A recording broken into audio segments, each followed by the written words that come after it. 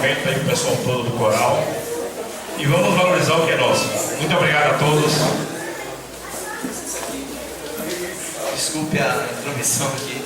Mas esse rapaz nunca faz propaganda no sentido de dizer, olha, vocês querem cantar também? Será um prazer. Tá agora, né? Mas venha fazer parte do nosso grupo, é um grupo aberto. Tá? E nós teremos o maior prazer. Estamos precisando de mais vozes. Temos mais vozes do que se apresentaram hoje, mas infelizmente por problemas mesmo não puderam vir. Tá? E será um prazer muito grande, vozes masculinas e vozes femininas. E todo o sábado, das 19 às 21 horas. E ainda faço uma colocação bastante pertinente. Venha, pode deixar que a gente entrega a vocês na casa de vocês. Viu? A gente se responsabiliza para devolver vocês, porque o horário às vezes fica inconveniente para pessoas que moram longe. Venha, pode deixar que a gente devolve, a gente dá um jeito, tá certo? Então fica aí o convite para vocês. E uma outra coisa que as pessoas também falam muito é o seguinte: ah, mas eu não tenho voz para cantar. Peraí, você fala? Fala. Então canta. Certo? Obrigado. Valeu, obrigado. Uma salva de palmas pro coral. E na realidade eu ia fazer um convite para quem quisesse, né?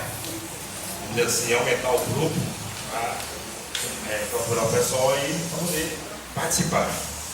E assim, agora não temos mais nada, né, para falar, então vamos chamar a nossa amiga Nete Guimarães. Palma.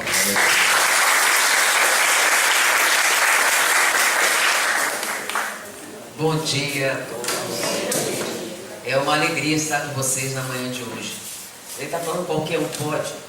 Não sei não. Porque eu fujo da música. Eu sempre quis ser artista, né? Depois de tentar muitas vezes de uma prova fazer, eu falei, olha, nem todo mundo tem ouvido, sabe? Tem outras coisas que você pode fazer, por exemplo, pintura, assim, e não deu. Então não é todo mundo. O povo que tem talento que consegue. É uma alegria para embelezar o mundo. Mas vamos falar aqui. A gente tem a semana falou, eu estava vendo os outros temas, né, sobre a família. Se falou sobre a família em várias circunstâncias, várias situações. Levantou-se, eu fiz uma pergunta, uma certa significância, sobre uma série de problemas que a família enfrenta, que foram levantados ao longo da semana. E a gente falar sobre a família em plenitude. E nós resolvemos fazer uma abordagem assim um pouquinho diferente. A gente falou de vários problemas que a família pode enfrentar. Tem solução? A gente fala de várias coisas complicadas a respeito da família, as motivações, o que existe por trás dos problemas, mas tem uma coisa que seja eficaz, que a gente possa realmente aplicar, ou tudo leva longo tempo, longos anos, longas terapias, longos entendimentos. Para a gente abordar isso um pouquinho, eu vou pegar um pensamento de alguém que a gente usa muito em administração, né? Que é o pensamento de William James. A maior descoberta da minha geração é de que o ser humano pode alterar a sua vida simplesmente alterando a sua atitude. E, peraí, parece muito fácil, parece muito simples. Será que é mesmo? Não? É difícil? Mudar é fácil ou é difícil? Isso. Muito difícil. É fácil. Ué, vamos lá. Quem acha que é difícil? Levanta o braço. A maioria, né? Quem acha que é fácil? Vocês estão em minoria. Então é muito difícil. Quanto difícil? Muito ou pouco? Quem acha que é um pouco difícil? Levanta o braço. Quem acha que é muito? Muito difícil. Então a maioria ganhou, né? Muito difícil. Realmente. Vamos começar fazendo uma perguntinha assim para a gente chegar à conclusão se é difícil ou não. Nós somos espírito ou somos matéria? Tem certeza? Porque uma coisa é você repetir o que você acha. Você tem certeza? Somos espírito ou somos matéria? Espírito. Espírito mesmo. Hã? Quem sente raiva? O espírito ou a matéria? O espírito. Porque nós somos o espírito, certo? Ok. Bom, o espírito pertence à dimensão espiritual, a matéria pertence aqui, não é isso? Bom, vocês disseram que quem sente a raiva é o espírito. Então por que se eu der um Lexotan a raiva diminui? Valium. A pessoa está garantindo de dar um Valium e a raiva diminui. Quem tomou o Valium, o espírito ou a matéria? A matéria. Matéria? Mas e a raiva? Foi para onde? Temos um problema? Temos ou não temos? Vamos dar outra pergunta. Você tem uma jovem senhora que é um doce de pessoa. Uma pessoa calma, tranquila, proativa, sempre de bom humor. Uma pessoa excelente na convivência, no dia a dia, que uma vez por mês se transforma numa megera horrorosa, que grita, que perde a calma, por qualquer motivo. O que é isso? É uma obsessão que vem uma vez por mês? Não. TPM. TPM? Isso existe? Existe. Não é folclore, não? Não. TPM existe? Existe. Existe ou não existe? Existe. E fica onde? No espírito ou na matéria? Na matéria. Ué, mas... Você é o que então? Você é doce ou megera? E vira megera por causa de quê? Então nós somos espírito ou somos matéria? Começou a complicar? Começou a complicar?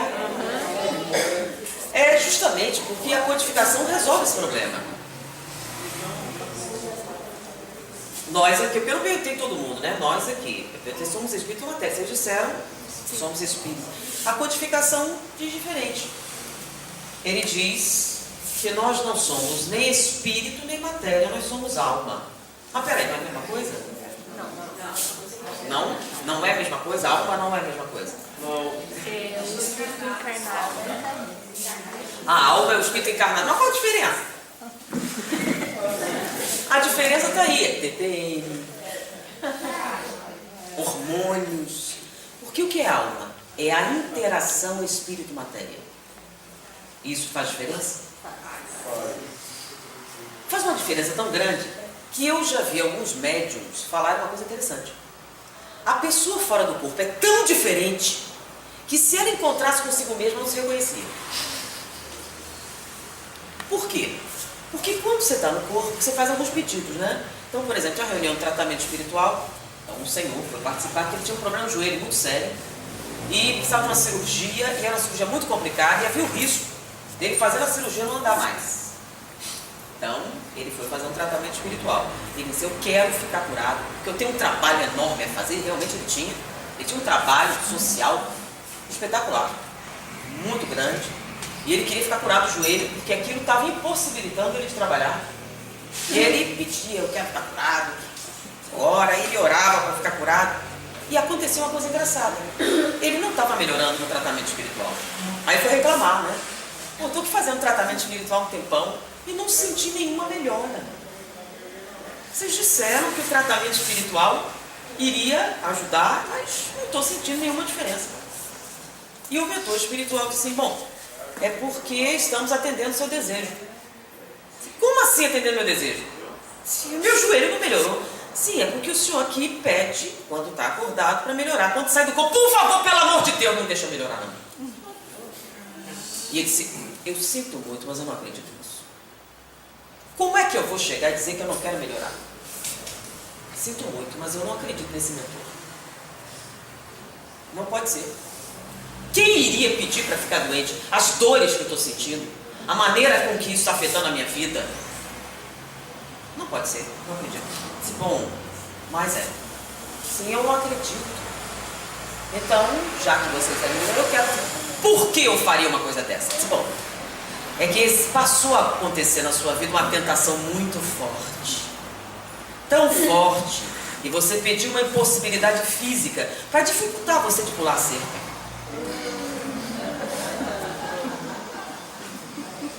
Porque não seria conveniente esse problema em sua vida. E ele ficou quieto. Vocês têm toda a razão. São coisas que a gente não quer admitir, não é verdade? Vocês querem ficar curados ou não? Então nós somos a interação espírito-matéria.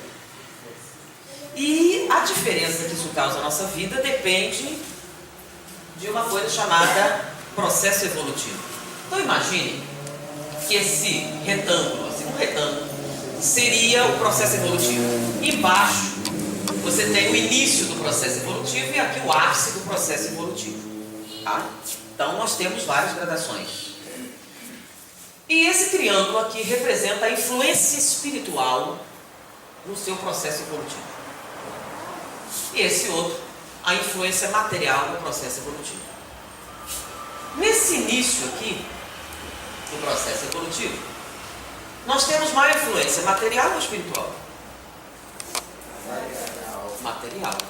Então, podemos dizer que nós somos o quê? 99% de influência física, 1% de influência espiritual. Então, nesse início, qual é o fator determinante do nosso comportamento? O espírito ou a matéria? Matéria. Então, o que determina, por exemplo, o corpo físico? O DNA. Então, o DNA é o fator determinante do corpo que você vai ter. Por quê? Porque você é 99% influência física, 1% espiritual. Tem espiritual? Tem, mas é 1%. Ou seja, na sua vida é um fator quase que irrelevante. Não é totalmente, mas ele existe. Mas quem determina? Você é determinado pelo quê?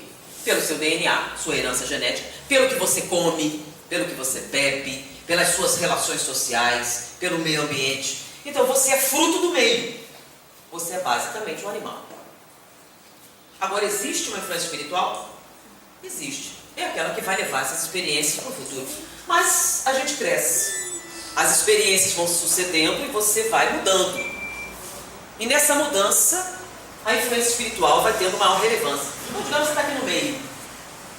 Aqui você é 50% influência espiritual, 50% influência física. Ou seja, você pode cair para qualquer lado. Então, por exemplo, seu corpo tanto pode ser fruto da influência física como de uma influência espiritual. Mas peraí, pode ser um fator determinante? Pode.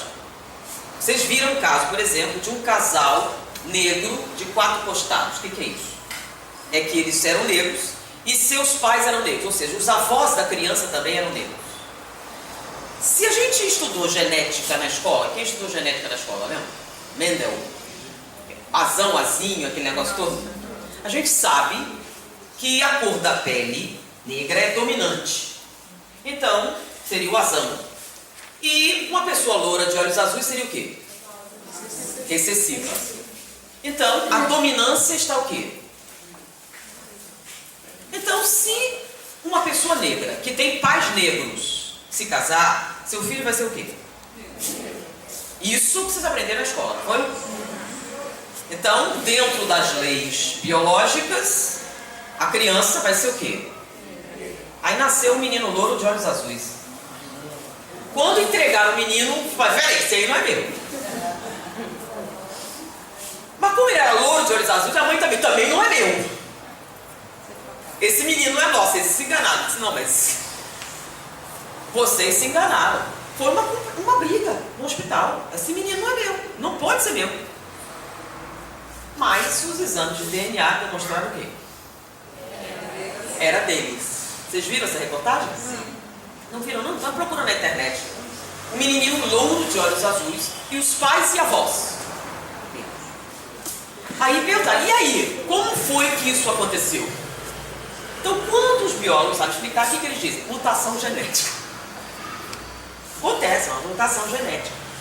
Mas uma mutação genética tão significativa, até porque a cor dos olhos, a pele e o cabelo são fatores assim complexos. Todos eles mutaram para produzir um menino louro de olhos azuis. O que foi que aconteceu? Para a ciência foi uma mutação genética. E para a gente foi o quê? A influência espiritual pode alterar o DNA? Pode. Então, se o seu desejo for significativamente grande e você tiver a influência espiritual suficiente, você pode alterar geneticamente esse corpo que você está fazendo? Pode. Eu contei essa história que vocês podem ver na mídia. Mas tem uma outra história muito interessante.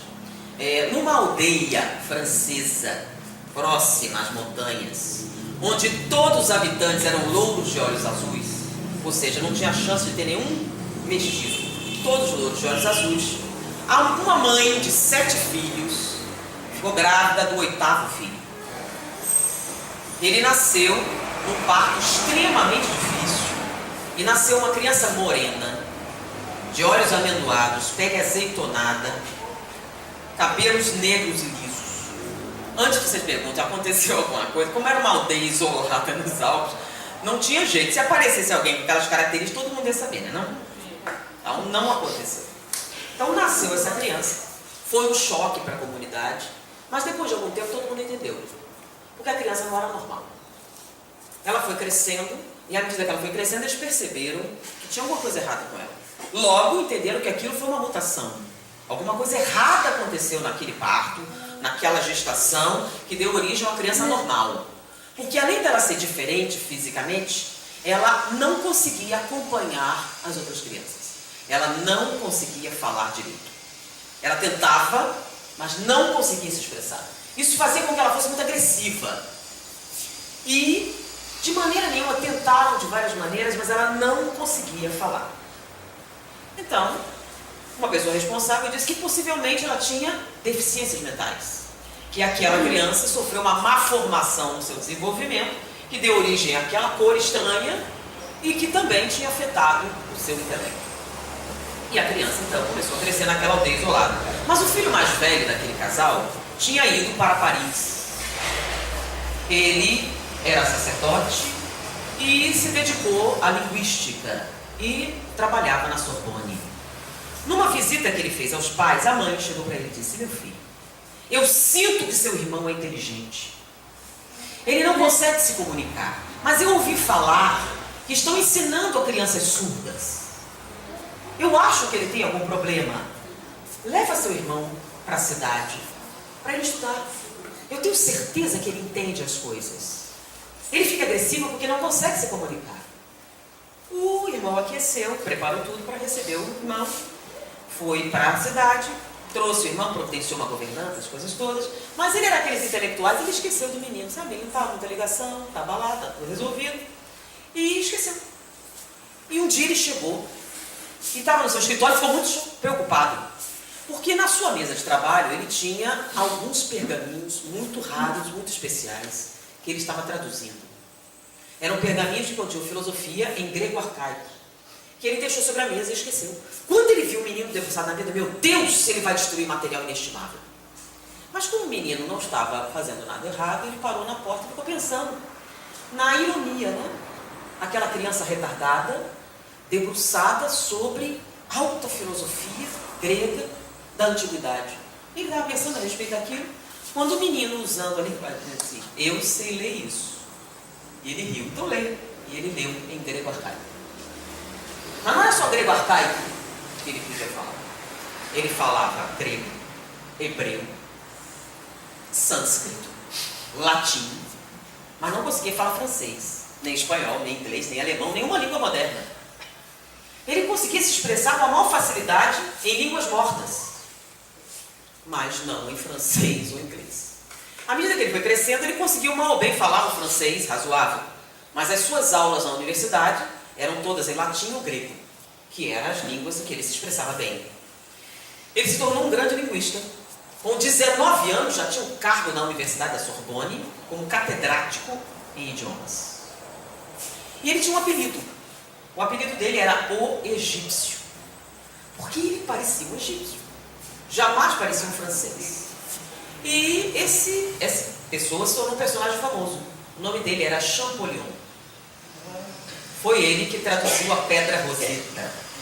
A Pedra Roseta é aquela que nos permitiu entender os hieroglifos egípcios. Mas peraí, hieroglifos egípcios, o apelido dele era o Egípcio. É coincidência? Passado algum tempo, quando acharam a máscara mortuária de Ramsés II, descobriram que Champollion era cuspido e escarrado Ramsés II. Por quê? Porque ele era a reencarnação de Ramsés II, que reencarnou com o objetivo de traduzir os hieroglifos egípcios para que nós tivéssemos acesso à cultura egípcia. e entendêssemos essa herança que nós tínhamos perdido. Porque a gente conhecia, mas não sabia nada que tinha lá. E ele veio com esta tarefa. Quem era ele? O próprio Ramsés II. E ele plasmou no corpo novo as características do passado com que objetivo? Facilitar esse relacionamento. Por isso que ele tinha dificuldade em quê? Como ele não reencarnou durante um largo tempo, ele não tinha nenhum clichê dessas línguas modernas. Então ele tinha essa dificuldade. Então nasceu uma criança que era o quê? As mesmas características de uma reencarnação que ele teve como egípcio. Por quê? Porque nesse caso a influência espiritual foi o quê? Fator determinante maior do que a influência material. Mas imagine que você está aqui no ápice do processo evolutivo. Você é o quê? 1% de influência física, 99% de influência espiritual. Quem é o fator determinante do seu comportamento aí? O espírito. Importa onde você nasceu? Importa o que você comeu? Importa a sua convivência social? Não. Quem é o fator determinante do seu comportamento? O espírito. Isso acontece? Sim, vamos lá. Chico Xavier. Chico Xavier sofreu abusos físicos e mentais. Como assim? Passou fome, e não foi uma fome assim porque ele era pobre. Ele foi abusado, ele foi torturado pela sua madrasta. Vocês conhecem a história? Que ela enfiava garfos na barriga dele, na idade de 4 anos de idade. Então ele foi abusado física e mentalmente. Normalmente, quando alguém sofre esse tipo de abuso, a gente usa para justificar, por exemplo, psicopata assassino, né? Sofreu intensos abusos na infância, isso causou um processo psicológico e como reação à sociedade ele se tornou o quê? Um agressor. Foi isso que aconteceu com o Chico Xavier? Não. Sim, mas poderia. Poderia?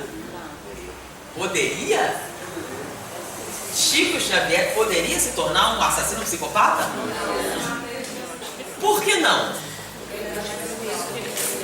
Porque nesse caso, o fator espiritual é o quê? O fator determinante do comportamento. Então, nesse caso, o fator espiritual supera o quê? O material. Então, se ele reencarnasse uma família rica, ele seria Chico Xavier? Não. Se ele comesse o suficiente, você seria Chico Xavier? E numa família pobre? Deu para entender? Agora, nós estamos onde? Qual o nosso nível espiritual? Nós vamos mais para lá ou mais para cá? Fora do slide. Bom, dependendo então do nível espiritual, o componente físico e espiritual vai determinar o comportamento e os resultados que ele tem. Então, perguntando assim, nós, a galera, estamos no início aqui. Então, o fator determinante do nosso comportamento é físico ou espiritual? Ficou mais fácil de entender agora? Nós somos espírito ou somos matéria? Nós somos alma. Não somos nem espírito, nem... Nós somos a interação espírito-matéria. No nosso caso, mais matéria que espírito. Foi agora? Por isso, os hormônios, a TPM, os fatores ambientais afetam o nosso comportamento? Não tome feijoada, 11 horas da noite vai dormir. Como é que você acorda de manhã?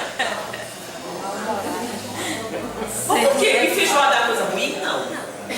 Qual é o problema da feijoada às 11 horas da noite? Porque ela afeta seu humor? Sim, por quê? Porque é uma comida pesada, as toxinas que você vai gerar são altas, elas vão se acumular na corrente sanguínea, vão atravessar a barreira hematocefálica e vão produzir alteração de neurotransmissores. Com um nível mais baixo de serotonina, quando você acordar de manhã, você está no mau humor horrível. Aí você vai dizer que é o obsessor da feijoada que te afetou. É o obsessor da feijoada? Não. As mulheres geralmente falam de mau humor. Não sei. Você tem uma estatística específica para isso? Eu não sei não. Mas o que que nós estamos querendo falar? Sobre a influência do corpo no nosso comportamento. Então já ouviram falar daquela assim, mente sã em corpo são? Mas o certo seria corpo são e mente sã. Qual seria o mais certo? Depende do nosso nível evolutivo. Depende do nosso nível evolutivo. Se a nossa influência física é o fator determinante, melhorar o desempenho orgânico melhoraria o nosso comportamento. Se o fator espiritual é o fator determinante, o crescimento espiritual afetaria o desempenho orgânico. Foi ou não foi? Então, por exemplo, alguém de um nível espiritual mais alto pode interferir no seu comportamento orgânico? Pode ou não pode? Transformar água em vinho, por exemplo? Ficou mais... Pode ou não pode? Ah, ficou mais nítido, né? Então, alguém com um nível espiritual alto pode interferir na matéria, não só no seu corpo, como fora dela. Ah? Então, o espírito, como fator determinante, ele altera totalmente as leis que aparentemente nós seguimos. Da mesma maneira, aquele que está na base do processo evolutivo se submete o quê? Totalmente aos processos biológicos. Ficou claro agora? Então, nós somos espíritos ou somos matéria? Nós somos alma. Nós somos o resultado da interação espírito-matéria. Estamos falando do espírito encarnado, tá? Nós estamos aqui encarnado, tá? No mundo espiritual fica diferente, porque você não está sujeito à ação do quê? Da matéria. Isso muda de tal maneira que acontece então de alguns médicos dizerem que você fora do corpo é totalmente diferente. Por quê? Você não sofrendo a influência do corpo físico, você é diferente. Então aqui na Terra você é deficiente. Você é no mundo espiritual também? É muito comum de encontrar crianças autistas aqui, no mundo espiritual são perfeitamente lúcidas. Então pessoas com deficiências mentais aqui são lúcidas no mundo espiritual. Por quê? Aqui ela está sofrendo a ação do quê? Da matéria. E aí nós vamos falar então sobre o resultado dessa interação. O que é que existe no corpo e o que é que vem do espírito? E o que é que se produz dessa união? Então o corpo produz o quê? Sensações. Então, o nome diz sensação física. Se a sensação é física, vem de onde? Do espírito? Vem de onde? Do corpo físico. Sensação física vem do corpo físico. Então o que é que não é físico? É o quê? Espiritual. Então como é que vai separar aí uma coisa e outra? Sensações físicas e processos espirituais. Por que a gente está batendo nessa tecla? Porque tem visto um monte de informações no mundo espiritual, né? Que você lá no mundo espiritual acende um charuto e dá uma gostosa baforada. Então, imagine um charuto na sua mão, acende ele e dá uma gostosa baforada. Dá para você sentir? Cigarro imaginário dá sensação? Então, imagine você tomando uma Coca-Cola gelada. Dá para imaginar? Você imagina. É a mesma coisa que tomar uma? Tem diferença? Tem diferença. Então, imaginar que você está fazendo uma coisa seria um ato virtual. E você realmente fazer isso seria um processo o quê? Físico. Então, no mundo espiritual, se você perder o corpo físico, dá para você tomar uma Coca-Cola gelada? Sim ou não? Sim. Sim? É que alguns dizem que um espírito vem aqui, né? E chupa a Coca-Cola que você está tomando, é isso? E ele faz o que se ele não tem estômago? Sensação. Ele chupa o álcool que está no seu organismo. E faz o que com o álcool? Álcool é uma molécula física. Está onde? No mundo físico. O que é que o espírito vai fazer com álcool? A sensação. Com álcool? Não. Porque para você ter a sensação, você tem que ter uma reação química no seu corpo. Certo? No seu corpo o quê? Físico. Se você não tem corpo físico, você não tem as enzimas necessárias, os processos biológicos, vai fazer o que com álcool? Sentir que está tomando. Vai, como? Porque vai atravessar. Lembrando, quem assistiu o filme Ghost? Todo mundo. Né? Então se você derramar, vai cair, né? Por quê? Você não tem estômago. Tem ou não tem? Eu sei que parece, mas vamos pensar bem, né? Você pega a Coca-Cola aqui, digamos que você consiga um médium de efeitos físicos pegar a Coca-Cola e você derrama e ela vai para onde? No chão. Não é não? Você não tem o estômago necessário para processar isso. Porque você morreu. Morrer tem algumas vantagens. Você pode assistir show da Broadway sem pagar. Você pode ir para Paris, pode viajar onde você quiser, passear bastante, ver tudo que é show, mas beber Coca-Cola você não vai poder mais. Por quê? Porque quando você morreu, o que você perdeu? O corpo físico. Junto com o corpo físico, a capacidade de processar o quê? Sensações. Então o espírito chupa álcool? Não. Não dá para chupar álcool, porque não serve para nada. Você sabe que álcool, mesmo ele volando assim, é uma molécula o quê? Que está onde? Vamos lá. Por exemplo, vocês estão vendo o ar aqui? Não estão vendo? Mas ele existe? Vocês aprenderam na escola, né? Se a gente pegar um balãozinho, é invisível, mas dentro tem o quê? Ar. E o ar é feito de quê?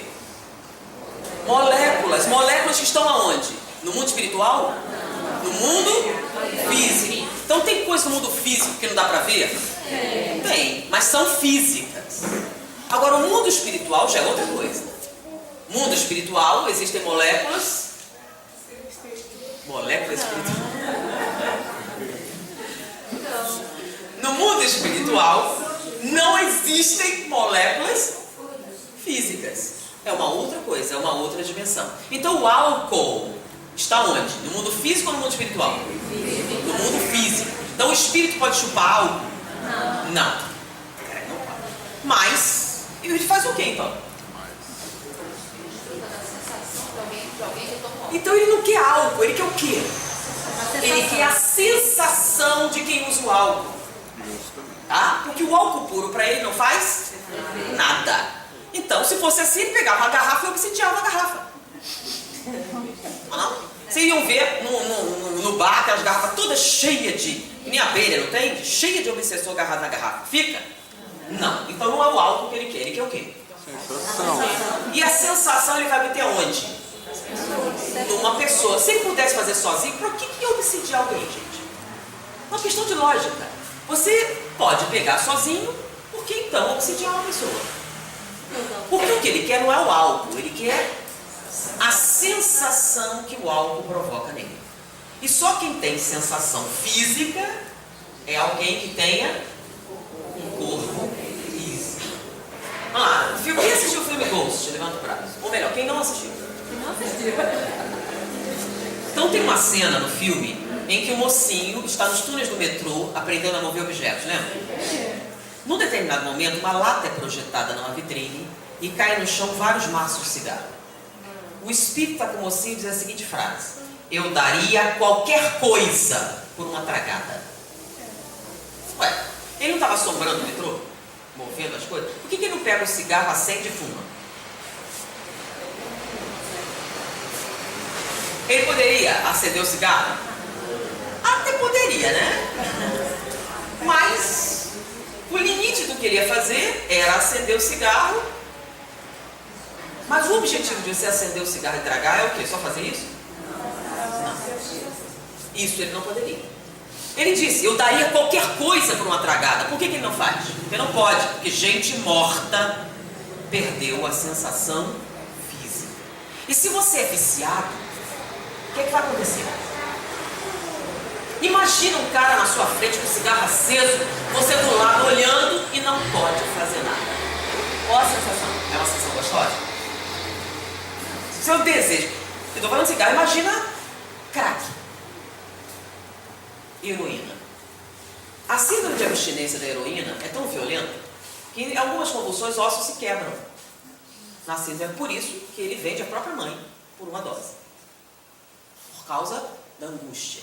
Então imagine você no mundo espiritual, viciado, vendo o cara cheirar na sua frente. Que você não pode fazer nada. Então potencializa isso, amigo. Não pode fazer nada ou tem algum jeito? Ele não pode diretamente usar o álcool, nem o crack, nem a cocaína, nem o cigarro. O que ele vai fazer? Vai usar alguém. Vai usar alguém. E desse alguém ele quer o quê? O álcool que ele está tomando? Não. A sensação que o álcool provoca no organismo.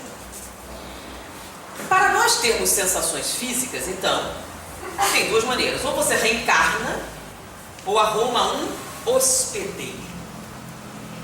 O hospedeiro vai lhe fornecer o quê? sensações. Aí você tem que entender que o que ele deseja são sensações. Não é o álcool, não é o fumo, não é a cocaína, é a sensação que o álcool dá, a sensação que o fumo dá, a sensação que a cocaína dá. E essas sensações, como passam do mundo físico para o mundo espiritual? Então, quando você reencarna, você tem um corpo físico. Mas como é que o corpo físico transfere para o espírito as sensações?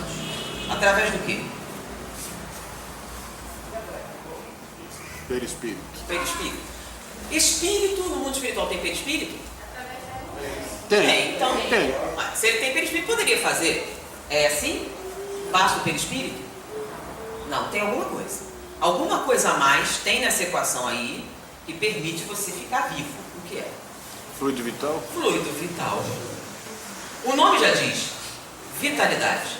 A vitalidade é que mantém o corpo físico vivo e ligado ao perispírito. O que acontece quando acaba o fluido vital? Morre. Você morre. Então a vitalidade é importante? Então é a vitalidade que transfere da célula para o perispírito a sensação física. Enquanto o fluido vital está lá, as células estão vivas. Se acabar o fluido vital, as células se tornam mortas e não podem transferir mais nada. Acompanharam? Se não acompanhar, você vai não entendi. Então a vitalidade é que permite transferir do mundo físico para o mundo espiritual as sensações. Então, o que é que esse espírito viciado em sensações pretende do seu hospedeiro? A vitalidade.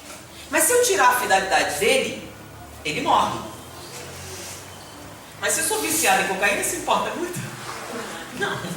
Então, ele se liga a alguém. Mas entenda assim, não é só você fumar. Você precisa também de sintonia vibratória. Sem a sintonia vibratória, não tem. Então não basta você fumar, você tem que parecer comigo, senão eu não consigo a conexão. Porque sem a sintonia vibratória você não estabelece esse processo. Tá? Então eu procuro alguém que combine comigo. Aí encontrei, você combina. Você não, você não, você não, você não, você não, você combina. Combina. Então nós nos ligamos psiquicamente. E eu faço o quê? Me encharco da sua vitalidade. Quando eu me encharco da sua vitalidade, eu sinto o que você sente. E aí eu posso usufruir de qualquer sensação que você venha a usufruir. Só que tem um problema. A única função da vitalidade é transferir sensação? Não. Não, ela tem outra vitalidade, outra função. Qual é a outra função da vitalidade? Manter as células vivas. Então, se eu perco vitalidade, o que acontece com o meu organismo? Ele sofre uma perda de energia. Então, imagine que você está usufruindo, então, sobre Sexo e Destino, de André Luiz, lembra? Tem uma cena que o cara está lendo jornal, está numa praia, está num apartamento lendo jornal. Aí entram 2 espíritos. E aí, tá afim de uma dose? Sim. Aí ele vai, se liga, o cara levanta, larga o jornal, vai até o bar e toma uma dose de uísque. Toma. E senta e volta a ler o jornal. O outro espírito vai, não, peraí, eu também quero. Aí o cara levanta de novo, vai lá, toma outra dose e volta. Bom, o que acontece quando você tem esse tipo de parceiro? Para ele sentir, ele tem que se encharcar na sua vitalidade. Então você tem um espírito, perispírito que é o seu, que precisa dessa vitalidade para manter as células vivas, e você tem 2 parceiros do seu lado que se encharcam dessa mesma vitalidade para sentir a mesma coisa que você sente. Então, qual é o resultado disso? Lembra da matemática? Que a igualdade tem que se manter? Então, se o objetivo da vitalidade é transferir a sensação e manter as células vivas, como é que vai ser o resultado dessa equação? Você vai sentir, se você tem um parceiro, você vai sentir a metade do prazer e o dobro do prejuízo. Por quê? Porque ao tomar uma dose de álcool, isso afeta o seu organismo? Sim, mas se você está perdendo vitalidade, afeta mais. Mas o prazer que você sente vai ter que ser o quê? Porque você está dividindo ele com outra pessoa. Então é a metade do prazer com o dobro do prejuízo. Multiplique pelo número de parceiros você tem uma ideia de qual é o prejuízo. E às vezes o prejuízo fica tão grande que existe um mito que é comum a todas as culturas. Índios de qualquer parte do mundo, as mais remotas culturas têm um mito em comum. Qual é o mito universal que existe? Sabe qual é? Todas as culturas, não importa de onde venha, nem a distância, mesmo isoladas, por exemplo, insulares, ilhas, têm esse mito. Sabe qual é? Vampiro. O mito do vampiro é universal. Deus não tem o mesmo nível que tem os vampiros. Os vampiros existem em todas as culturas. O que são vampiros? Você sabe o que são vampiros? São o quê? Sugadores, São duas coisas. Sugam o quê? vitalidade. São duas coisas. São mortos-vivos que sugam sua vida. Não é isso? Para muitas culturas eles sugam sangue. Nunca ouviu falar de vampiro? Em toda parte existe. Nomes diferentes, mas a mesma situação. Mortos-vivos que sugam a vida. Ah, da onde vem esse mito? A mediunidade também não é universal? Então imagine que você é o xamã da tribo e está vendo alguém que está definhando na sua frente. Você olha e vê o quê? Uma criatura ligada à pessoa. Qual é a sua leitura disso? Está vivo ou não? Entre os mortos. Às vezes ele reconhecia os mortos. Então era um morto-vivo sugando a vida de outra pessoa. Mas tem mais um motivo para esse mito ser assim. Chupa sangue. Porque qual o principal sintoma da vampirização? Quando o vampiro suga seu sangue, qual é o sintoma? Se alguém está chupando seu sangue, qual o sintoma que você tem? Anemia. Anemia. A anemia se caracteriza pelo quê? Falta de sangue. Palidez. Cansaço, desânimo, fraqueza. Ah, mas peraí, a obsessão também tem isso. São os mesmos sintomas. Cansaço, desânimo, fraqueza, suscetibilidade a doenças. Vocês sabem por quê? Porque a obsessão, com o passar do tempo, causa anemia. Como assim? Chupa o sangue? Não. Quando você perde vitalidade em grande quantidade, a primeira célula a sentir são as células sanguíneas. Porque elas duram 7 dias e não tem núcleo.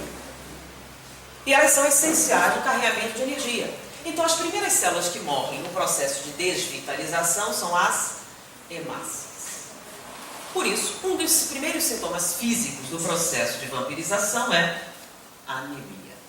Ou seja, os nossos xamãs antigos não estavam tão enganados assim. Mas não é sangue que eles chupam, é o quê? Vitalidade. Foi, gente? Então, se é necessário esse tipo de situação para eles poderem ter sensações, quando alguém escreve que tem um espírito do mundo espiritual que acende um charuto fluídico e dá uma gostosa baforada, do que se trata?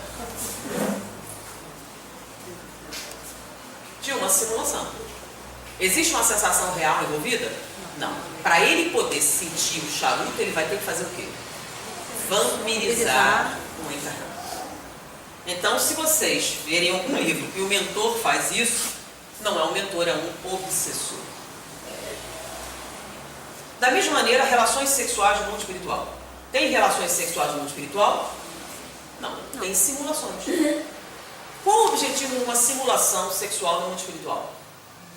Prazer. A mesma do cinema, né? Estimular os vivos para permitirem os mortos se alimentarem. Então, você lê no livro Sexo e Obsessão, de Filomeno de Miranda.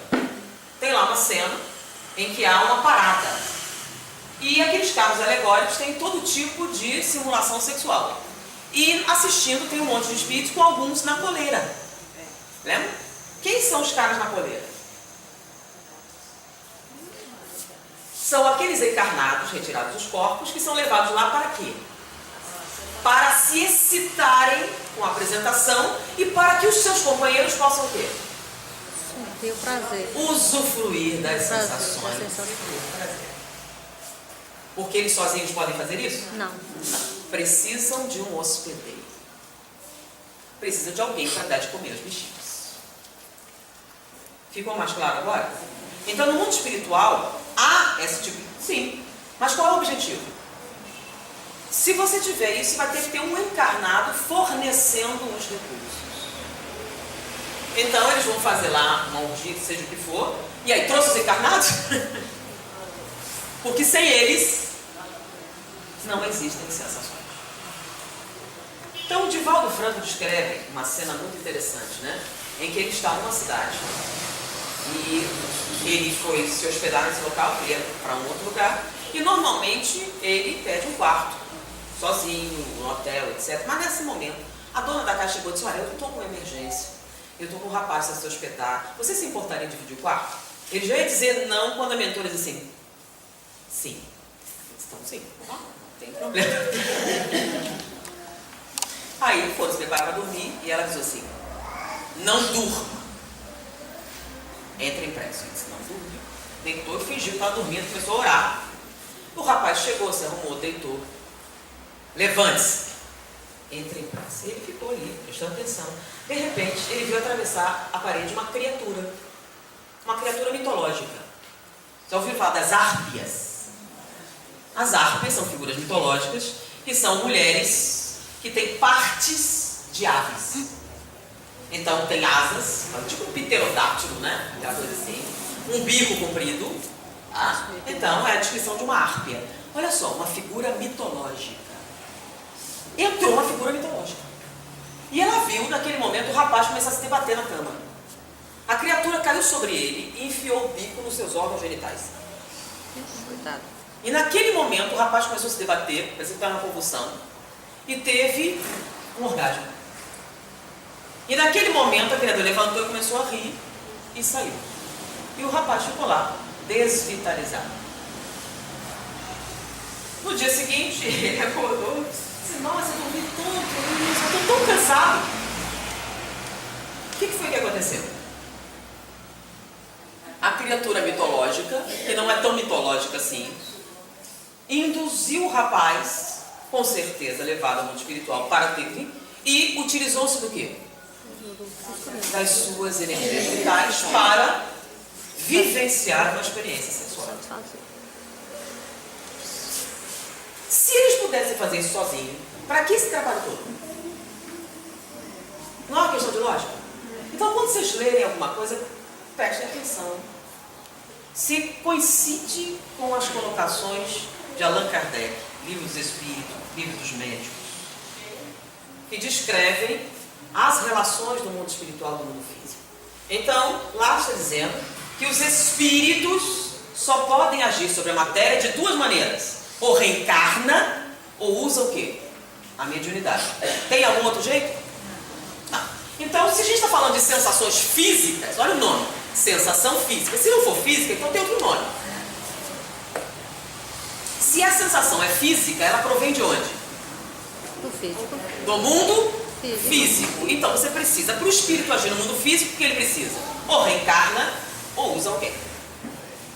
Tem outra maneira?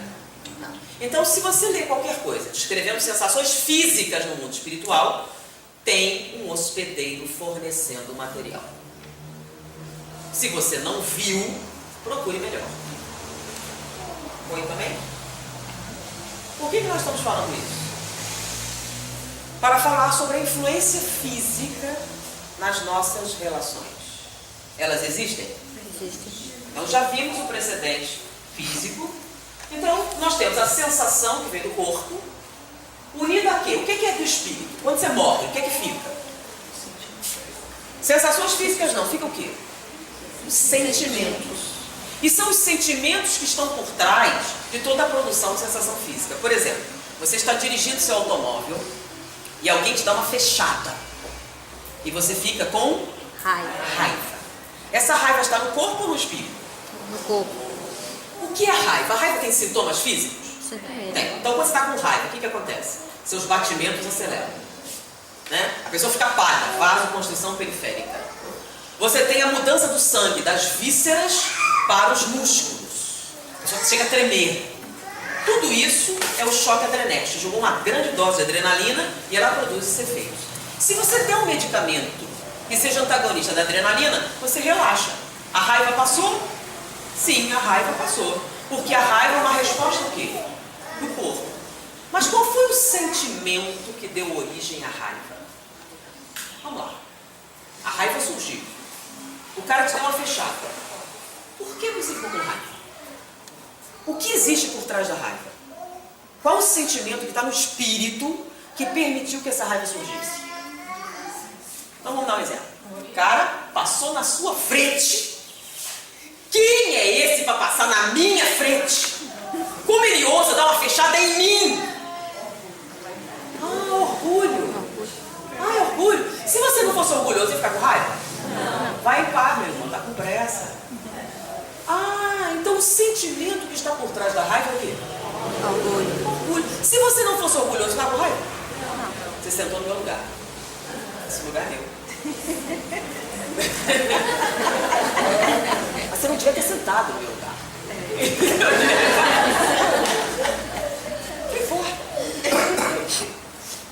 Qual o poder mágico que tem essa cadeira de mexer com o meu humor?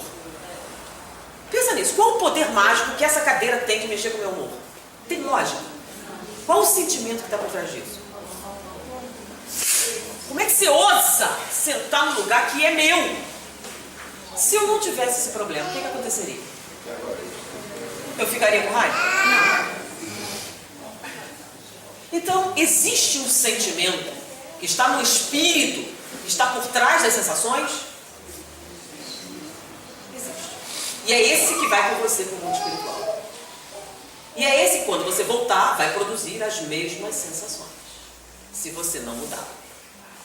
Então, nós podemos usar medicamento para controlar a raiva, mas ela vai continuar vazando de você. Porque se você não mudar o sentimento original, que é o causador do processo físico, ele continua existindo. Porque a gente está falando de alma, nós temos a influência do corpo, mas quem é que forma o corpo? Quem é que forma o corpo? O espírito. Então, na origem desse processo, temos o quê? Os sentimentos. Então, o corpo tem as sensações, que é o contribuinte, e o espírito tem o sentimento. Da união do sentimento com a sensação, o que é que nós temos? Emoção. Por exemplo, paixão é o quê? Sensação, sentimento ou emoção? Paixão. É o quê? A minha emoção. Sensação? Ah, não tem A minha nenhum emoção. sentimento. Tem? Então é o quê? Emoção. Então a Emoção. paixão é uma É emoção. emoção. A paixão é emoção. Qual o componente sensorial dessa emoção? Qual a sensação que contribui para a paixão? Vocês falaram que paixão é uma emoção. Emoção. Tá? Uma emoção é fruto do quê? O sentimento e a sensação. Qual a sensação, tá, que contribui para a paixão? É uma paixão. Sim, paixão é emoção. Qual a sensação? Sem essa sensação tem paixão? Vocês têm um preconceito forte, né? Um negócio assim. Vamos lá. Desejo sexual. Tem paixão sem desejo sexual? Não. Se não tiver desejo sexual, aí não é paixão, é o que? Amor fraterno, amizade. Entendeu? Então a paixão, para acontecer, tem que ter o quê? Desejo sexual. Sem isso, é amizade. Tá? Amor maternal, paternal. Mas para ser paixão, tem que ter desejo sexual? É, só isso. Por quê? Existe o desejo sexual puro e simples? Sem paixão? Não? Quando você compra a prostituta, você está apaixonado por ela? Não. Não. Então existe o desejo sexual puro e simples? Tem. Sem emoção? Tem. Sim. Então é o que? Desejo sexual. Sexual. A coisa animal. Agora, paixão é o mesmo que desejo sexual? Não. Não. Tem outro componente. Tá? Então na paixão existe o desejo sexual? O que mais? Tem sentimento? Tem. A paixão? Qual? Nossa, vocês têm um Atração. preconceito fortíssimo. Se não fosse a paixão, vocês não tinham neném nenhum. Como é que você vai fazer isso se você não tem nenhum desejo sexual? Ou seja, a paixão é importante? É. Sem ela não tem o quê? Reencarnação? Então, um componente é o desejo sexual e o outro? Terrível. Pode ser amor? Pode? Pode. Pode. Amor com desejo sexual dá o quê? Sexo, filho. Sexo, filho. Bom, eu gostaria de pensar que dava casamento. Sexo. Mas não. Teoricamente, eu gostaria de pensar que daria casamento. Porque, veja bem, se você não tiver desejo nenhum sexual, você vai casar com a pessoa? Não. É um grande irmão da minha vida, um grande amigo, mas não vai casar com a pessoa, vai? Não. Então, a paixão é importante? É o quê? O sentimento e a sensação dando origem a crescimento espiritual? Sim. Pode ser amor com sentimento? Pode. Pode. Amor com desejo sexual dá o quê? Um casamento longo, feliz, produtivo. Viu como vocês são preconceituosos? É? Isso é coisa católica. Sexo é coisa de gente que não presta. Não é não? Espírito inferior, etc. Porque eu sei que o Dr. Bezerra casou 2 vezes. E teve vários filhos. Foi ou não foi? Não foi partenogênese, foi? Nem obra do Espírito Santo? Isso é importante de reconhecer? Sim. Bom, mas o único sentimento possível na paixão é amor? Não. Você pode ter desejo sexual com egoísmo, dá o quê? Violência doméstica. Não é não? A minha mulher, os meus filhos. O que é egoísmo? Egoísmo significa o quê? Primeiro eu, Segundo eu. depois os meus, aos outros nada. Essa é a definição básica do egoísmo. Então, egoísmo mais desejo sexual dá o quê? Casamento também, infelizmente. Dá casamento também. Mas é só isso? Não, pode ter outra coisa, orgulho e desejo sexual, infelizmente, também dá casamento. E casamento extremamente problemático, não é não? Em que você tem uma diferença primordial entre o papel masculino e feminino. Por quê? O que é orgulho? Eu sou melhor do que você. Se eu sou melhor do que você, você tem que se submeter a mim. Tá? Então, o orgulhoso, ele acha que ele é melhor. Então, tem que ter um dominante e um submisso. Igualdade de direitos não faz parte de um casamento onde a paixão é fruto do orgulho e do desejo sexual. Ou seja, várias coisas podem dar origem à paixão. Todas negativas? Não. Então, amor e desejo dá casamento. Egoísmo e desejo, infelizmente, também dá. Orgulho e desejo também. E tem um pior, porque, por exemplo, as pessoas confundem muito o orgulho com a vaidade, mas eles são diferentes. O orgulhoso acha que ele é melhor. Não importa a opinião dos outros. Ele acha que é melhor. O que os outros pensam não interessa. O vaidoso é diferente. O vaidoso quer que todo mundo saiba disso. Se todo mundo não souber que ele é melhor, aí não funciona.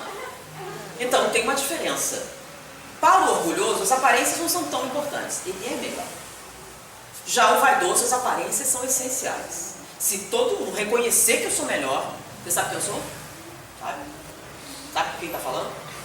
Isso é uma expressão do quê? Da vaidade. E a diferença fundamental é assim, né? Como o orgulhoso não se preocupa com a opinião dos outros, porque ele é melhor mesmo, então a sua opinião não significa nada, tem coisas assim que as pessoas confundem. Eu tenho orgulho de ser humilde. Só começou a ouvir. Olha só, olha a camisa do cara ali, ó. Olha só.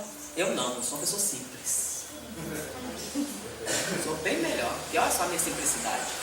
Enquanto ele era ali, relógio, né? Tristeza. Bicho ruim. Eu sou uma pessoa ótima.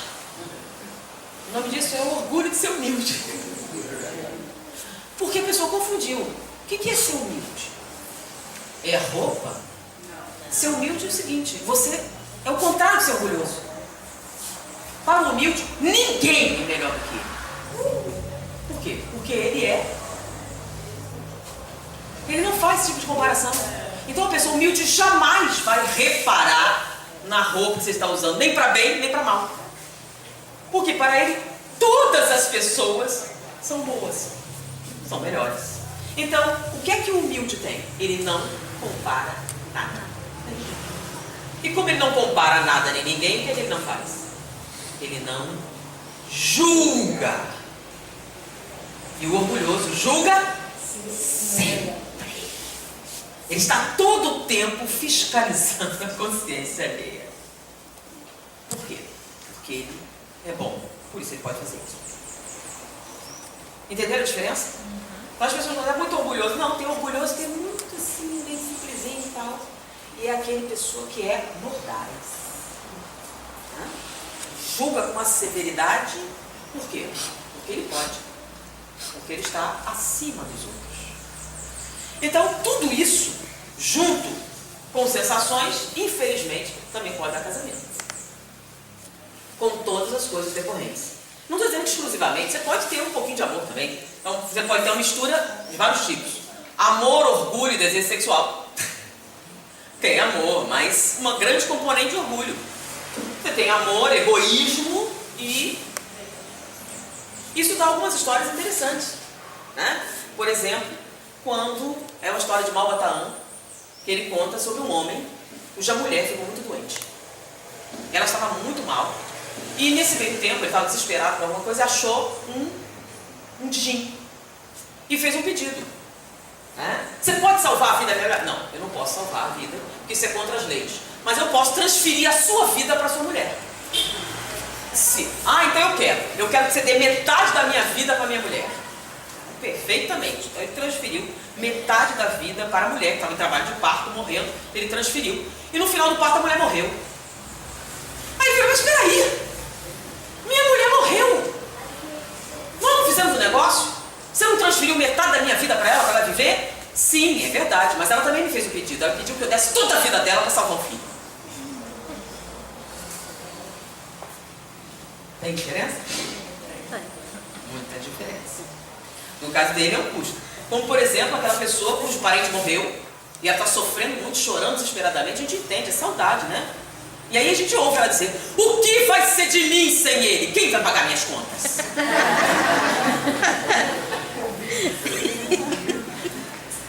A causa desse sofrimento é amor? Não. Porque o amor é pensa diferente, né? O que vai ser dele?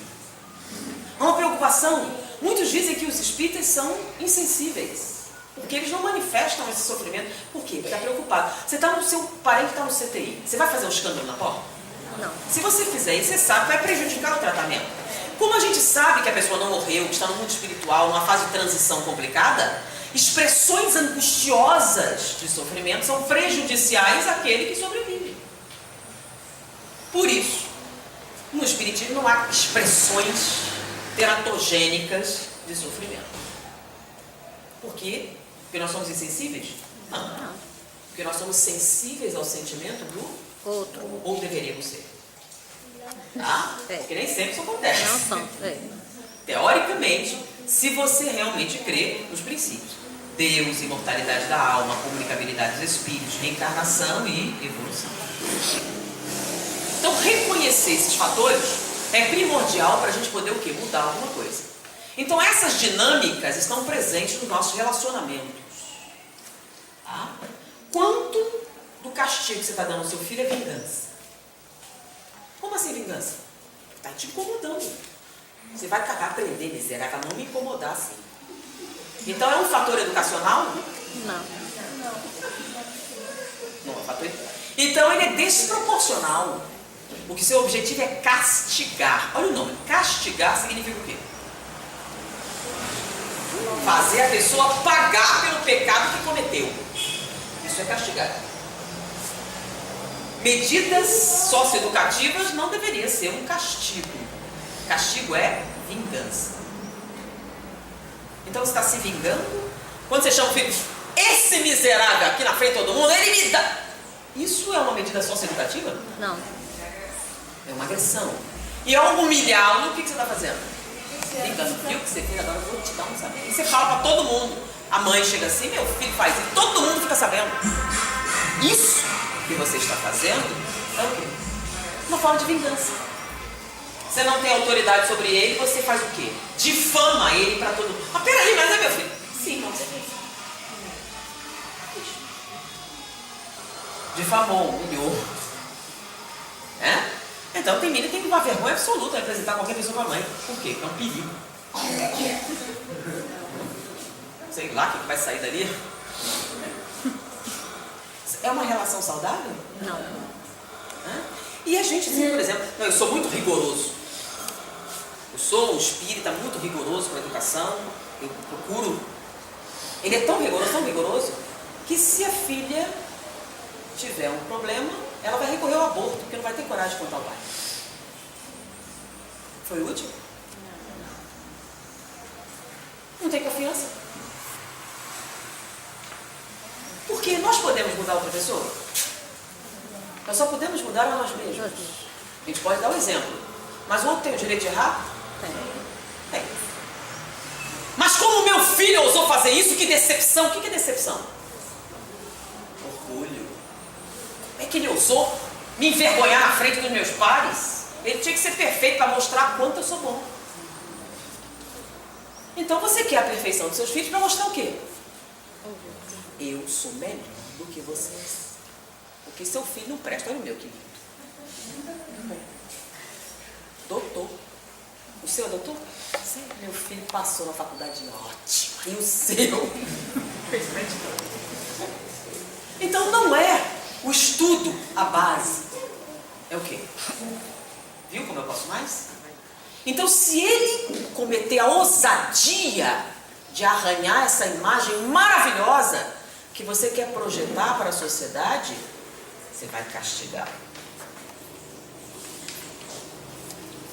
violentamente, com desprezo. Você não vale nada, né não? Então olha todo mundo estudando, você não vale nada. Não vai ser ninguém. Isso é uma medida só. Você está querendo animar ele. Você tem que estudar, senão você não presta. Não vai valer nada. Isso ajuda você a ficar com a autoestima lá em cima, né? Você é burro mesmo. Não dá um chão assim. E a gente usa essas palavras? Usa. Pelo menos usava. Qual o objetivo? Castigar, porque ele não está atendendo às suas expectativas. Não está mostrando para a sociedade que pai maravilhoso você é. Aí a gente ouve o Chico Xavier dizendo umas coisas assim estranhíssimas. Eu quero voltar rápido. Para quê, Chico? Ah, porque eu quero ser mãe. Eu quero ser mãe de 5 filhos problemas. Para quê, Chico? Para amá-los. Porque a gente não quer filho ruim, né? A gente quer filho bom. A gente quer ser mãe de Gandhi. Né? Quer ser mãe do Chico Xavier. E aí, qual vontade você levou? Lembra? Influência espiritual? Poder determinante, você não fez nenhuma diferença. Agora, se você tem alguém em que a sua presença vai fazer diferença, não é a sua responsabilidade as escolhas. Você está lá para ajudar a crescer. Então, esta dor que você sente não é amor, é orgulho. Porque aí a gente faz aquela pergunta, né? Qual é o amor maior? O amor de mãe ou de esposa? De mãe é melhor? Por quê? É maior. É maior por quê? A dedicação. Para a dedicação? O amor de mãe é maior? Não. Não? São diferentes. Sentimentos diferentes. Não, porque o pessoal está falando que é mãe. Mãe por quê? Por que de mãe é maior? Eu não acho não. Amor de mãe é Incondicional. Incondicional ali. Né? Amor de mãe. diferente. É por isso que o amor de mãe é maior. Então vamos ver. Se vocês são espíritas, a gente faz um teste. Amor de mãe é maior. Não. Quem acha que amor de mãe é maior? Levanta o braço. A maioria. Tá? Amor de mãe é maior. Alguém gostaria de dizer por quê? Além disso, amor incondicional. Alguém tem mais um motivo? Por que o de mãe é maior? Amor de mãe é para sempre. Essa fala é ótima. Ela define tudo. Realmente define tudo. Amor de mãe é para sempre. Vamos fazer um teste. Tá? Você tem um filho. Vocês estão no carro. A mãe, o pai e o filho. Tem um acidente, morrem todos. Reencarnam. Dessa vez, o filho vem primeiro, você vem depois, casa com ele, e seu marido agora é seu filho. Qual é o amor maior? Quem se ama mais, seu marido ou seu filho? Meu filho. Então não é pra sempre, né? Nem é pra sempre, nem é Depende da maior. posição. Nem é pra sempre, nem é maior. Então, quer dizer, não tem. E o incondicional entra onde? Porque se fosse incondicional, não interessava a posição, seria o quê? Se você sempre ama mais aquele que está na condição do seu filho, o motivo não é esse. Sabe por que você ama mais seu filho que seu marido? É porque é o seguinte, é porque o seu filho é de primeira mão e o seu marido é de segunda. Antes de ser seu, ele foi da mãe dele. Da mãe dele. Então, como ele é de segunda mão, você ama menos. Ele já foi amado. Ou seja, o que existe por trás do amor de mãe ser maior? Primeiro eu, Orgulho. depois os teus, aos outros, nada. É porque é o seguinte, o filho você tem certeza que é seu, o marido você não tem tanta certeza assim. Pode ser da outra. Por isso, você ama menos. Ou seja, o que há por trás desse amor de mãe? Egoísmo. Egoísmo. Egoísmo. Egoísmo. Quer dizer, o fato dele poder ser de outra pessoa é um fator condicionante do seu amor? Então, seu amor é condicional. Funcional. É condicional à sua posse. Ou seja, você é egoísta. Né? Porque o poema que o Lázaro fez aqui, né? Se o amor fosse de mim incondicional mesmo, imagina só, você está no centro espírita, um monte de criança. Aí você vê que criança mal educada, essa mãe não cuida, meu Deus do céu. Olha mesmo como ele é bonitinho, todo arrumadinho, se comporta bem, já aquela ali de jeito nenhum. E você comete um erro terrível, porque cresce e o seu filho vai casar justamente com ela. Já pensou, se em vez de pensar assim, você fosse ajudar a educar? A vida do seu filho seria muito mais fácil. Mas não, é filho da vizinha. Não é. E a vizinha não tem. Né? Não é assim que a gente pensa? Então, a gente não pensa que a reencarnação que podia ser seu. E outra coisa, então, a gente tem que tomar cuidado. O centro espírita socializa muito. Vai que casa. Vai ser sua nora, você vai ser sogra. Então não é melhor tratar logo agora, se a possibilidade existe, é melhor tratar todos igual. De repente, vai, você não arrisca. Porque a gente está sempre reclamando dos homens, né? Os homens são porquinhos chauvinistas, o homem é isso, o homem é aquilo, o homem é aquilo. E eu vi a pergunta, quem é que cria os homens? As mulheres. A mãe deles. A mãe. Então, se ele é um porquinho, Por é causa da porque a mãe é uma porca. Porque porco não nasce de cabrita. Não. Isso aí é Eu não é? pensa dessa forma. Porco só nasce de porca. Porca.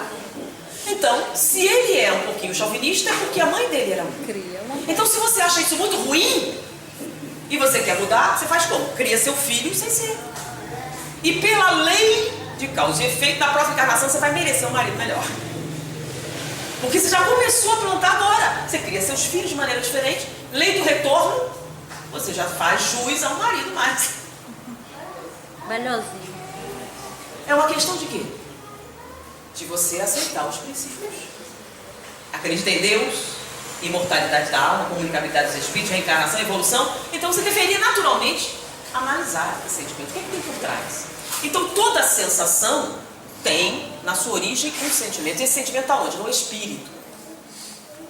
Então a luxúria não é a mesma coisa que desejo sexual. A luxúria é o quê? É uma paixão.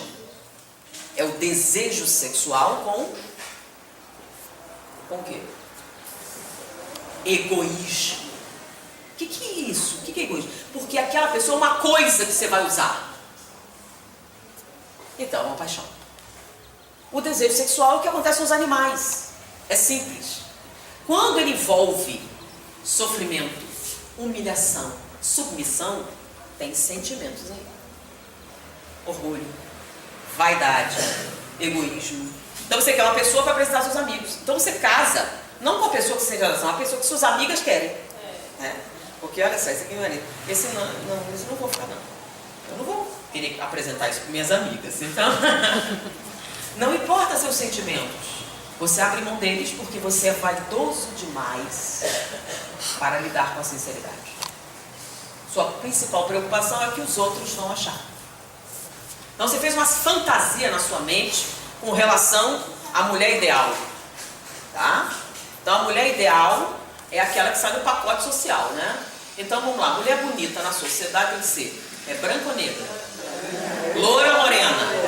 Olhos claros ou escuros? De preferência anglo-saxã e protestante. Ela é a perfeita. Aí você encontra o problema. E magra. É que o amor não está ligado a isso. Está ligado à alma, né? Aí você encontra a sua alma gêmea que nasceu no Sudão. E aí ela vem fazer um intercâmbio. E você encontra e sente o quê? Mas você é vaidoso demais para seguir o quê? Lembra? O componente material no seu comportamento é mais importante do que o espiritual. Então você abre mão da sua felicidade. Você abre mão da sua realização pessoal para agradar seus amigos. Para que todo mundo tenha inveja da sua mulher. Com a qual você não sente a satisfação, a afetividade que você sentiria se você abrisse mão da vaidade em nome do amor. Então, você pode amar duas pessoas ao mesmo tempo, sim, em circunstâncias diferentes, mas apaixonar pode, né? Uma é egoísmo e desejo físico, o outro é Sentimento. Entenderam a diferença? O amor está no espírito. O desejo sexual está no corpo. E a paixão está na alma. Vamos devagar.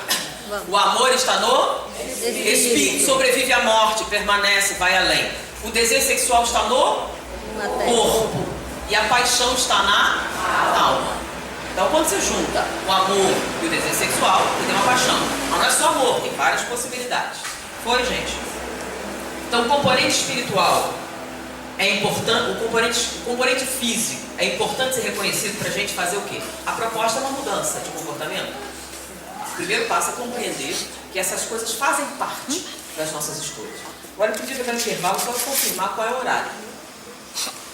Então são 11h10. Vamos dar um intervalo de quanto tempo? Só não me disseram quanto tempo. Quanto tempo de intervalo? Dani, no meio, chama aí, Dani tá aí atrás. Ele pediu um intervalo, não sei de quanto tempo. Bom, então enquanto eles vão ver a questão do intervalo, vou mostrar aqui um exemplo. É o seguinte. Por que é tão importante a gente reconhecer esses fatores? Porque tem uma pergunta aqui dos espíritos. Influenciam os espíritos em nossos pensamentos e atos? Sim ou não? Sim. Sim. De ordinário são eles que vos dirigem. Existe então influência negativa dos espíritos? Sim. Ou seja, eles influenciam negativamente seus pensamentos e atos? Sim. E tem como a gente vencer isso? Se eles têm essa coisa determinante, tem como a gente superar isso? Qual é a resposta? O que fazer para alcançar a felicidade e resistir ao mal? Um sábio da antiguidade evoluiu disse: conhece-te a ti mesmo. Mas em que conhecer-se a si mesmo muda isso? Se você não sabe quem você é mais influenciável do que quando você sabe quem você é. Mas como assim? Tem uma cena de Alice no País das Maravilhas. Lembra da história da Alice? Que ela caiu no buraco, foi lá. Então ela chegou num lugar que tinha um monte de caminhos e havia um gato numa árvore. Ela chega pro gato e pergunta: Senhor gato, qual caminho eu devo seguir? Aí o gato pergunta: depende de onde você quer chegar. Ah, não importa muito onde. Então não faz diferença o caminho. Se você não sabe para onde você quer ir, faz diferença para onde você está andando? Não. Agora, você tem um objetivo. Se você tem uma meta na sua vida, aí o caminho faz diferença. Tem caminhos mais longos, mais retos, mais próximos. Então, conhecer-se a si mesmo e ter um objetivo determinante vai fazer com que o caminho, a sua vida, tenha rumos diferentes. Então, eu vou mostrar como isso é um fato. Vocês sabem quanto tempo de intervalo? Não, tá, então vou passar. Então, quanto tempo? Quanto tempo de intervalo? 20 minutos. Então, eu vou falar sobre um trabalho. Vocês sabem para que serve o cinto de segurança no automóvel? Para quê? Para incomodar as pessoas. Apertagem, né? Para dar renda, uma multa. Para que serve o cinto de segurança? Proteger. E vocês acreditam nisso? Acreditam ou não acreditam? Quem usa cinto de segurança? Eu. Você sabe que é obrigatório atrás agora também, né? Quem usa? Atrás. Quando você não usa, por que você diz assim? Pra quê, né? Então, qual é o motivo que hoje eles obrigam você a usar cinto de segurança? É aleatório? Não, não. Tem algum motivo por trás disso? Tem. Então, no primeiro lugar, onde se tornou obrigatório o cinto de segurança foi os Estados Unidos. Porque uma série de estudos demonstravam que o cinto de segurança protegia a vida. Então, quem usa o cinto de segurança tem maior chance de sobreviver a uma colisão, maior chance de sobrevivência em várias circunstâncias. E o uso de cinto de segurança, tanto na frente como atrás, protege a vida. Uma série de sequelas poderiam ser evitadas com o uso do cinto de segurança. Isso foi demonstrado através de exaustivos testes que provaram que isso era verdade, ou seja, através da ciência. Então, foi a hipótese, foi testado. E como tinha que mudar o comportamento da população, os testes foram maiores ainda para poder responder a qualquer dúvida que as criaturas pudessem ter a respeito da eficácia ou não do cinto de segurança. Então, tem estatística mais do que suficiente para demonstrar a importância do cinto de segurança. Bom, quando terminou o estudo, os Estados Unidos começou uma campanha. Durante 6 meses, ele começou com campanhas educativas para que a população usasse o cinto de segurança. Depois de 6 meses, perceberam que a campanha era totalmente ineficaz. Não mudou nada o comportamento da população. Isso foi antes de fazer a multa. Aí tentaram, de várias formas, educar a população para o uso do cinto de segurança e não adiantou. Aí eles contrataram a mais importante firma de propaganda para fazer uma campanha. Porque até ali quem fez foi a Secretaria de Educação, na Ministério da Educação, e não foi eficaz. Então contrataram uma agência de propaganda. E essa agência de propaganda preparou um comercial. O comercial foi lançado. Quando o comercial foi lançado? Um mês depois dele ser veiculado no horário nobre, principalmente, houve uma mudança radical no comportamento da população. 62% das pessoas mudaram a sua resposta. Antes, apenas 5% havia mudado a sua resposta. Ou seja, 5% das pessoas foram sensíveis a argumentos racionais. 62% foi sensível a uma argumentação de natureza emocional. Ou seja, as emoções afetam o nosso comportamento, as nossas escolhas, a maneira como nós agimos. Então eu vou mostrar para vocês o comercial que foi feito, que mudou a opinião pública, coisa que a razão não foi capaz de fazer.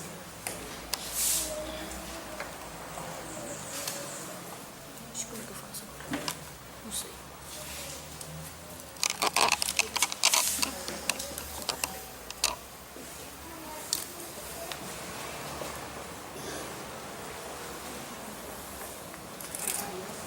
Só que tem como botar o som aqui?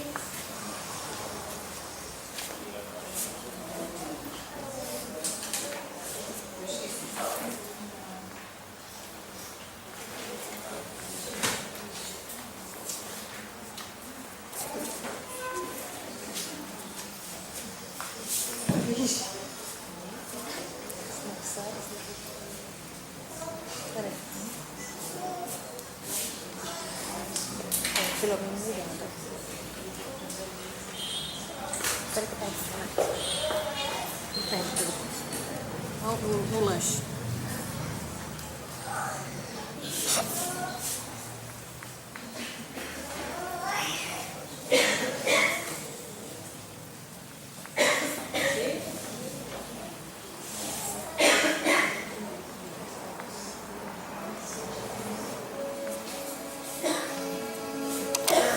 Paulo, apaga a luz.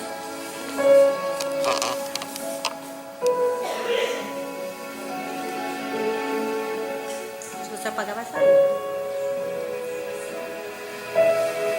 Se apagar a luz, aí sai aqui.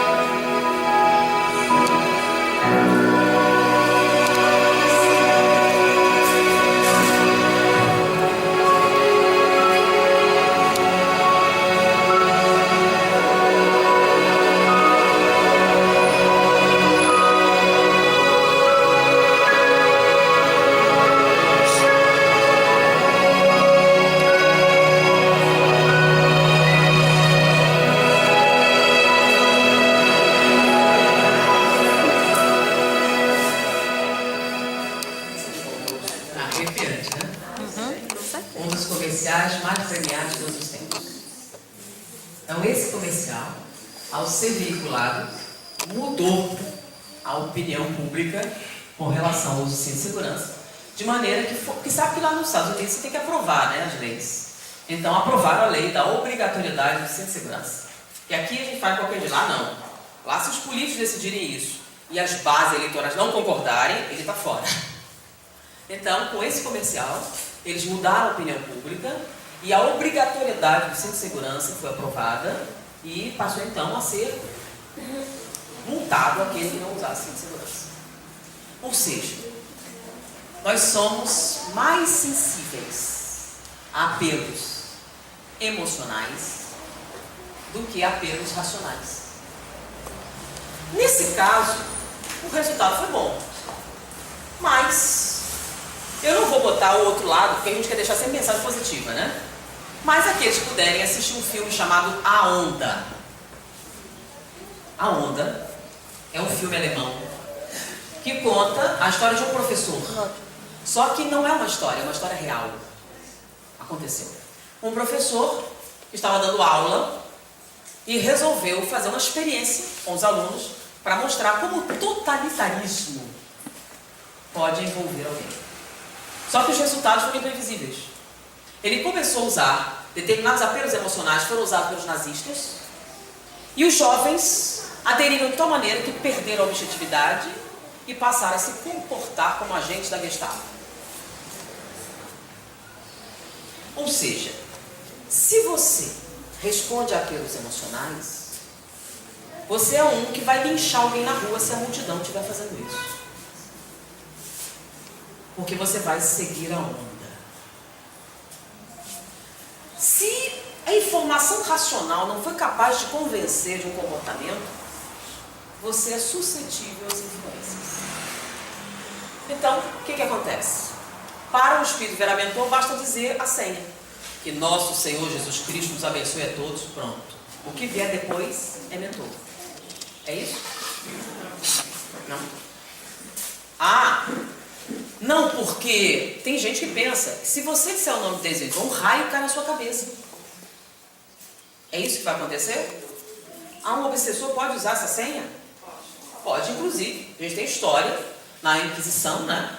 E havia um padre que ia abençoar as espadas dos cruzados. Então os cruzados iam na Terra Santa para salvar, libertar o Santo Sepulcro. Eles tiravam a espada assim e o padre vinha, Deus abençoe essa espada e ela leva a morte aos infiéis. E eles usavam o quê? Que nosso Senhor Jesus Cristo te dê forças para que você mate os infiéis. Ganha a batalha. Assim, do outro lado também é jihad, né? Se você explodir os infiéis, você vai direto ao paraíso e vai ter direito a 10.000 virgens. Era muito a Virgem de Paulo. Sim, lá no paraíso você vai ter direito. Era virgem demais. Então, algumas descrições. O que significa isso? Quer dizer, dependendo de quem dizer a senha, você segue? Porque você não tem contato com o quê? Então a gente tem que reconhecer os apelos emocionais pelo que eles são e decodificar onde entram os sentimentos, qual deles é o responsável por isso e quais sensações estão sendo exploradas. Por quê? Porque hoje em dia se usa mulher nua para vender cimento. O que tem a ver? O que tem a ver a mulher nua com cimento? Quando eu vi isso, eu entendi que é possível. Uma mulher de biquíni falando de cimento. Eu disse, mas a distorção chega até o ponto, todo mundo gosta de sexo, então a gente pode usar sexo para vender qualquer coisa. Aí analisa e realmente você faz. Por exemplo, nós somos suscetíveis à propaganda. Tem uma propaganda interessante, né? Sobre um sabonete. Um sabonete que mata 99% dos germes. Já viram? Já. E um monte de gente compra para proteger as crianças. Vocês sabiam que não mata germe nenhum? Imaginei, não sabia. Fizeram os testes. Então tem um grupo, uma ONG chamada Proteste. É um grupo de defesa do consumidor. E eles costumam pegar produtos e testar para ver se... Então ele fez o teste. Esse sabonete não mata nada. Nada. Tem um outro que mata, não 99%, mas mata 41%, para ter o melhor resultado. Protex. Não. Detol mata 41%. Ah, depois. Esse também eu usei. É, É mais barato até. Os outros não. Mas a propaganda continua passando. Não tem lei que proíbe? E o preço é mais caro. Deveria. Mas o apelo funciona. Nós pensamos. Por exemplo, você vê a Xuxa usando Monange. Não. A Xuxa usa Monange? Claro que não. Fiz a manhã. A Xuxa, o cabelo que ela tem, ela cheia de tinta que ela passa, usa Monange. Monange. E pensem bem. Mas a gente vai e o apelo emocional funciona. Que dependendo do artista que diz que usa, cresce. O Ibope e a venda. Então, nós fazemos compras, nós agimos de acordo com a nossa razão. Às vezes. Mas o que é emoção, gente? Emoção é a união do quê? Sensação e sentimento. Se você escreve as suas sensações, eu posso usá-las para te vender o que quiser. Por exemplo, digamos que eu sou fabricante de cimento e eu quero vender meu cimento. Aí eu vou numa agência de propaganda eu quero vender meu cimento. Bom, se você é o cara da publicidade, como é que você vai fazer a sua propaganda? Primeiro, cimento serve para quê? Para que serve cimento? Tem serventia? Tem. Cimento serve para construir, para reformar, para isso, para aquilo. Então tem várias coisas que eu posso usar na propaganda. Bom, por que eu compraria o seu cimento e não do concorrente? Quais são as vantagens que o seu cimento tem sobre o seu oponente? Então, meu cimento rende mais, meu cimento é mais durável. Tá, então, tem vantagem? Tem. Olha só que beleza para mim. Eu sou publicitário, eu sei para que serve o cimento dele é melhor e agora eu vou usar minha criatividade para vender esse cimento. Tem muitas coisas que eu posso fazer. Então, para mim é um trabalho mole. Porém, eu recebi uma outra tarefa. Olha aqui, tem um produto que a gente quer que venda. Ok, para que serve? Não serve para nada. Não serve para nada? Não. Ok, tem alguma vantagem? Não. Faz mal à saúde. Mas como é que eu vou vender um produto que não serve para nada e ainda faz mal à saúde? Pois é, seu trabalho. Você é publicitário, tem que fazer milagre. Você tem que vender um produto que não serve para nada e ainda faz mal à saúde. Como é que eu vou fazer isso? Caramba! Tenho uma ideia. É simples. Bom, se eu não posso falar do produto porque ele não serve para nada, se eu não posso falar as vantagens do produto porque não tem nenhuma, então eu não posso falar do produto, vou falar de outra coisa. O que todo mundo quer? Todo mundo quer sucesso. Sucesso tem com dinheiro, beleza e poder. Todo mundo quer dinheiro, beleza e poder. Então é simples. Eu vou associar o produto com uma coisa que todo mundo quer comprar. E aí você vai achar que está comprando dinheiro, beleza e poder e compra o produto junto. É isso que eu vou fazer. E começou. É uma propaganda e essa história está numa minissérie chamada Mad Max, da HBO, que é a história de uma agência de propaganda. E esta história que eu estou contando é real, aconteceu nessa agência de propaganda, porque o produto era cigarro. Serve para quê? Nada. E ainda